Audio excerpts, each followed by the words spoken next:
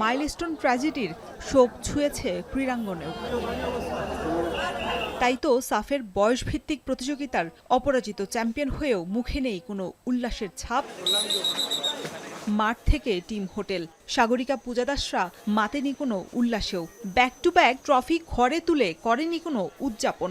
কেউ ছবি তুলি নাই, সবাই হচ্ছে এই দুর্ঘটনার জন্য আমরা সবাই চুপচাপ ছিলাম, চুপচাপ হোটেলে চলে আসছি। এই ঘটনার পরে তো উদযাপনটা আসলে তেমনভাবে করা হয়নি এবং আমাদের মেয়েরা এই শিরোপাটা দেশবাসীকে উৎসর্গ করেছে।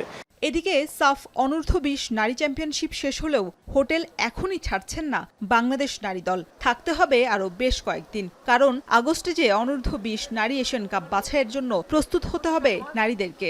তাদের সম্পর্কে আমরা দেখিও নাই তারা কেমন খেলে, তো আমাদের কোচ যেটাই নির্দেশনা দিবে সেটা নিয়ে আমাদের খেলতে হবে। যে কয়দিন সময় পাবো আমরা আরও ভালো কিছু করতে হবে। আপুদের মতো আমি ওই টিমে ছিলাম, অবশ্যই আমরা ওনাদের মতনই খেলতে চাই।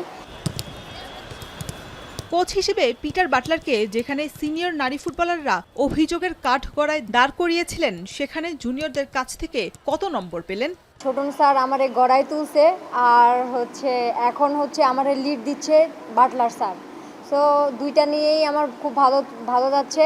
স্যার আমাদের কিছু ইনস্ট্রাকশন দিছে যে তোমরা আমরা কিভাবে খেলবো, আমাদের পাসিং ওয়েট কি হবে, আমাদের ডিফেন্ডিং কি হবে, এবং গোল স্কোরিংয়ের সময় আমরা মাথা ঠান্ডা করে গোল করব। উনি যা ইনফরমেশন দেন সেগুলো আমরা মানে চলতে চেষ্টা করি। পিটার বাটলারের অধীনে এশিয়ান কাপের টিকিট নিশ্চিত করা বাংলার নারী ফুটবলারদের এবার লক্ষ্য জুনিয়র আসরেও ইতিহাস গড়া।